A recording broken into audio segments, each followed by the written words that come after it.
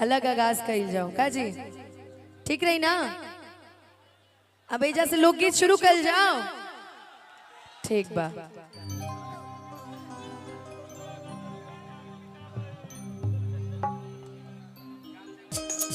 एक लाइन ना भैया, ना भैया, भैया भैया हेलो, ठीक बा। हेलो, एगो लाइन मिथिला के ऊपर हम सुन ले रहे। वैसे तो मिथिलांचल के बहुत सारा गीत है, लेकिन एगो लाइन बड़ा हमके सुंदर लगेला। सी है कि सी शार्प भैया, सी शार्प, सी शार्प। एक लाइन खाली बताई हम एजा के बड़ा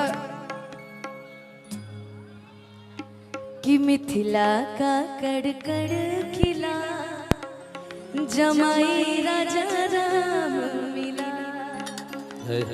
कि मिथिला का कड़कड़ खिला जमाई राजा राम मिला।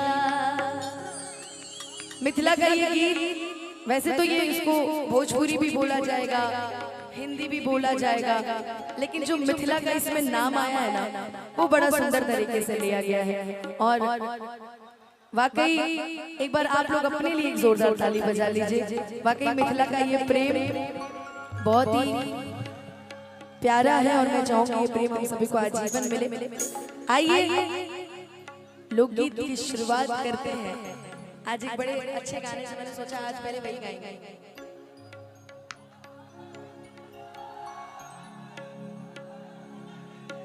भाई जब लड़का होके कोई गा सकता है तो हम लड़की होके नहीं गा सकते हैं।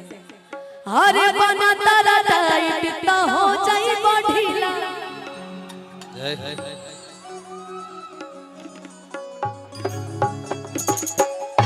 अरे बना तारा टाइट तो हो जाए बढ़ीला, अरे परखंड होया जिला।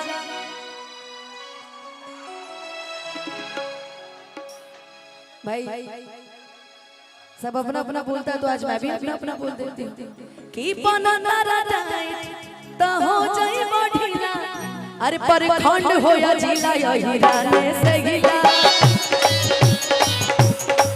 परखंड होया जिला यही राने से गिला। आप लोग की आवाज नहीं आ रही है मुझे, ना बैंजो की आ रही है ना ऑर्गन की आ रही है।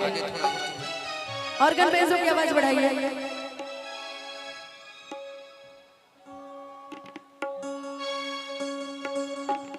ही बना तारा टाइट तो हो जाए बढ़ीला, कि बना तारा टाइट तो हो जाए बढ़ीला। आई कोनो जात नहीं, सब गाया, कोई बबुआन गाया, कोई पंडित जी गा रहा है, कोई अपना नाम लेके गा रहा है, तो हम नाम लेके ना गाए, हम रउआ सब खातिर कहते हैं। अब सब अपना अपना मन में अपन अपन नाम ले ली। पवन जी बबुआन पे गइले बानी, तो सब तो भाई है, भाई है, सब दोस्त है, सब मित्र है, लेकिन भाव हो कभी के कि बना तारा जाए तो हो जाए बढ़ीला, अरे परखंड होया जिला यही राने से गिला,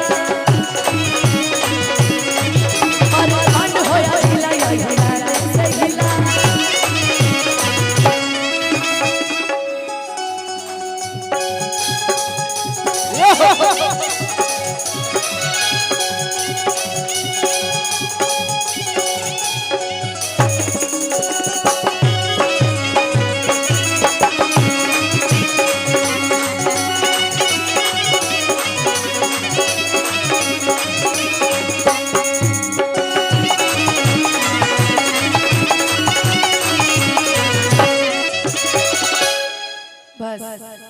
इतने काफी जाति बात गाने कमी गाए जाए तो ज्यादा अच्छा है क्या जी।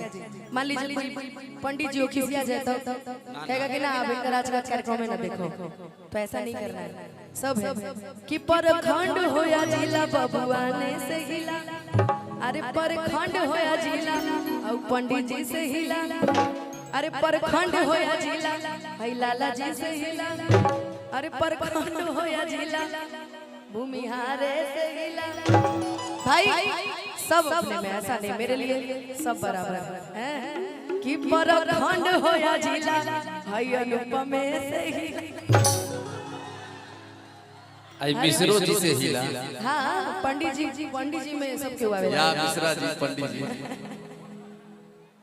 ता एकरा में बुरा नहीं माने के, सबके हुआ अपना अपना खातिर बा। लेकिन आई एगो हमार बहन के गाना अब कहले रहल कि दीदी कबो जइहा तनी गई हम। अच्छा कि चश्मा लगा के हैंडसम लगा तारा, अरे साउथ वाला हीरो से न कम लगा तारा, अरे तोहरे दिल हम देहबे करे जा तू ता, अरे तोहरे के दिल हम देहबे करे जा। बाप रे बाप अबे लड़ाई करवा दे ना तो मधुबनी में पता चल जाए पूरा कि पपुआ के माई बलुआ के माई से लड़ाई कर रही थी। देखो अरे एक लाइन कि तोहरे के दिल हम देहबे करे जा तू ता, देखा ढील हुए हेरे में बैठल बड़ी, देखा तू ढील हेर ना पहले बाद में हम गाना गाए कि चश्मा लगा के हैंडसम लगा तारा,